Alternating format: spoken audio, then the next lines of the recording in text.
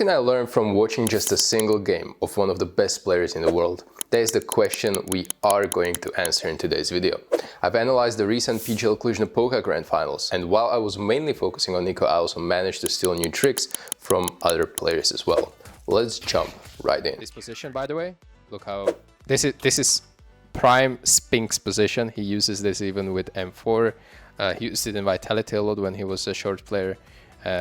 It's kind of ridiculous to even hit NiKo's headshot here. You can see it from Torsi's POV here. It's basically unhittable. Even hit him once, but well. That's one angle that is very, extremely powerful. Hey, 1 second before we move on. Sponsor of today's video, SkinsMonkey. Let's go! SkinsMonkey is a reputable, fully automated website that provides an instant way to get new skins. Just look at how easy it is to trade your old skins for new ones in just a few minutes. You can have completely new skins. If you use the code STYKO, you can get up to $5 for free as a first trade bonus. The more you trade, the larger the bonus. And if you don't feel like trading, you can simply buy skins too. They also have 35% deposit bonus with code STYKO, along with a free section where you can complete simple tasks to get skins and join daily, weekly or monthly giveaways. Check out SkinsMonkey by clicking the link in the description of this video. And before we move on, thank you SkinsMonkey for making my content better. But now it's time to continue. Now I want to give you another example of why what NiKo is doing is actually great, but it looks stupid as hell. Okay, so we have this information about A split, and that means that the majority of terrorists are going to go upcon. NiKo is in a brilliant position to actually catch first guy off guard, and then he's flanking like this, and this is like signature NiKo move from even CSGO. He was like window player, and whenever terrorists were like splitting A, he was just jumping out window and killing these guys coming up con. Now, maybe you saw Apeks doing it, he likes to do it as well, but NiKo is doing it here perfectly, where he just breaks the smoke, gets another kill, and now we're playing completely like unlosable clutch pretty much. It was 1v4, now Exertion made it 1v3, but the move that NiKo is here understanding that they are actually going up con, this is actually something you can do in your Faceit games even. Like if you have aggressive short guy and you know that these couldn't take ladder, feel free to do this. Honestly, like people will be so unaware that you can do it because they will be focused on jungle, they will be focused on default, sometimes on CT, maybe on stairs. And you coming immediately here, it's just a lot of free kills. And NiKo's been doing this for years. As I said, I saw this kind of play first time in CSGO, so... I mean, aim punch, that happens. They have eco, so... Immediately going all the way back. Kixan has insane position. Tessus takes headshot duel. This is all like one-on-one Counter-Strike. Now when I'm seeing this happen and I see the reasoning why they're doing what they're doing, it makes so much sense to me and probably to a lot of you as well. But you know, in the heat of the moment, realizing that, okay, I'm 20 HP, I have to go back. Where is the headshot duel? It's on bench. Okay, NiKo as well, 30 HP, going back, playing this kind of position where he's so hard to kill. And even if he dies here, terrorists cannot pick up his gun. Like they would have to go literally so far to take the gun here. Free information on Jimmy. And Dexter is just playing this position perfectly. What a jinx. Dexter with the best spawn, jumping under, immediately looking at it. NiKo following him, jumping under. Now I want to talk about this a little bit, because you're watching maybe these demos and you're trying to learn something, okay? But if you're like a Faceit player, there is not much that you can like learn from this, because pulling off this synergy of a play is actually pretty difficult in just Faceit without your team and teammates around you. What you can do is that you would say, if you were like in NiKo's position, you would say that I'm jumping out window, I'm going underground, but in Faceit no one is following you. Like you have to kind of orchestrate one more guy to help you somehow.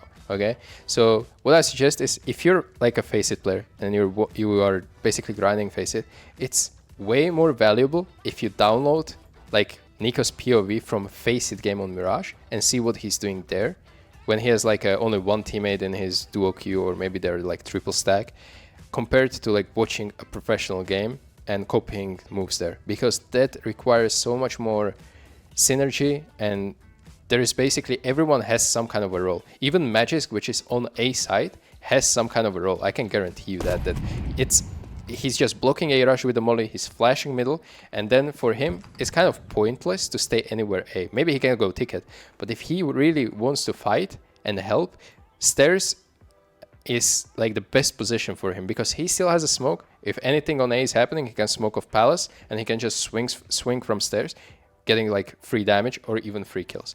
And if there's a heavy fight on middle, he can again smoke apps, and then he's ready in connector to just help middle immediately. He also has HE, which he can like destroy the smoke and help middle. So this on face it would not happen, because if you say I'm jumping down underground, A player is like maximum what he will do is that, okay, I'm flashing mid for you. But that's it. Like he will anyway play A side, and this synergy, this small micro adjustment from him is gone. So I guess my rant coming to a point where if you want to search for plays that you want to do in your Faceit games, look it in Faceit demos. But if you want to bring something to your team environment, that's when you look actually for it in team demos like this. He's starting in connector, spamming the smoke as much as he can. Look at this is again like a synergy between Tessus and which is short player, and NiKo as a connector player. This is what you can do. This is actually what you can do in Faceit. If you're a short player and you're not even like in TeamSpeak or whatever, like connector guy is completely random.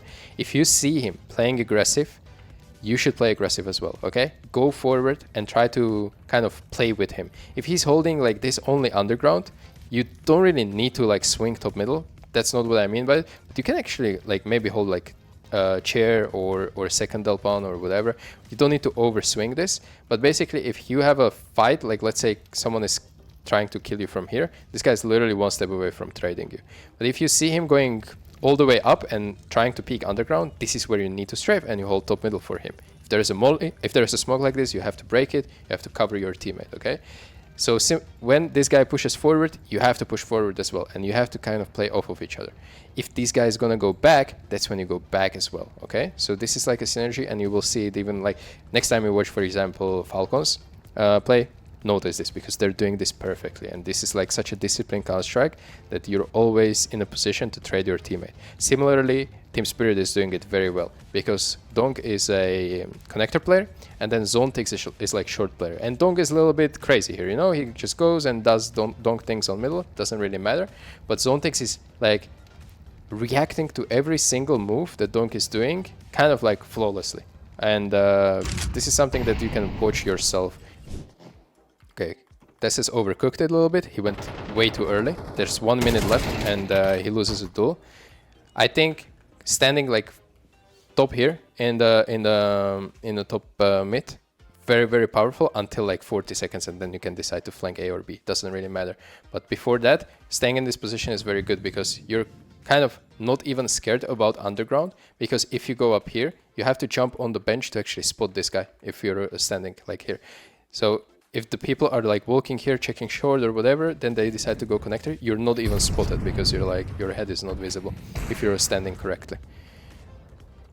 Okay, so again, they're running into 3-man A stack, so perfect read from Falcons. They lose 2 duels in the same moment, so it gets kind of sketchy. Insane clear from Spinks.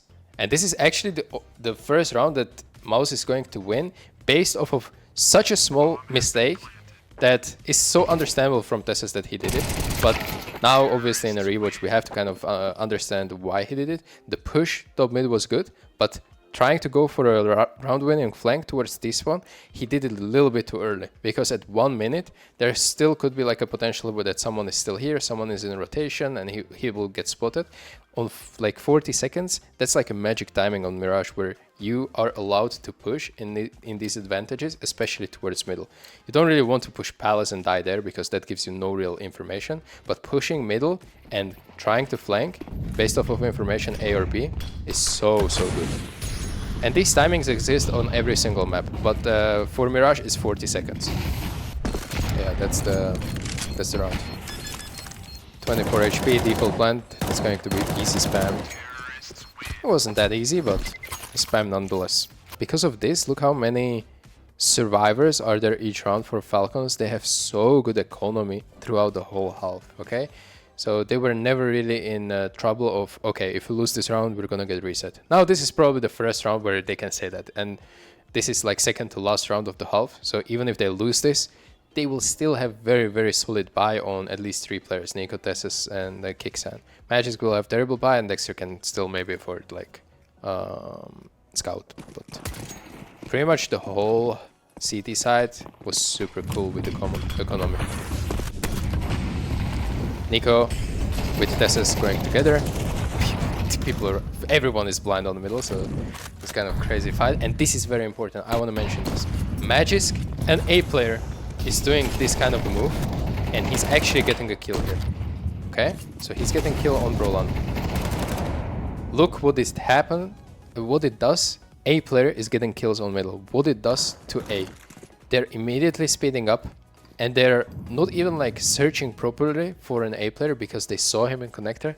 Kixan B player is hiding under the shadow, and this is again something that you in Faceit, it's unable to, like, people are not remembering nicknames, who is playing where, but in pro games this is extra layer of confusion, of distraction, of anti-strat, forcing one player to play certain position to bait out reaction, and then another player from completely different position is going to cover that spot. Okay, so Kixan here is in a really, really good spot. Gets 1, gets 2, and honestly gets like 2.5 and secures the round. And this is just how you play with the nicknames on this kind of level. Okay, they saw a heavy mid stack though. I kind of like this call, how they're gonna go mid again on light fake from Tessus towards B.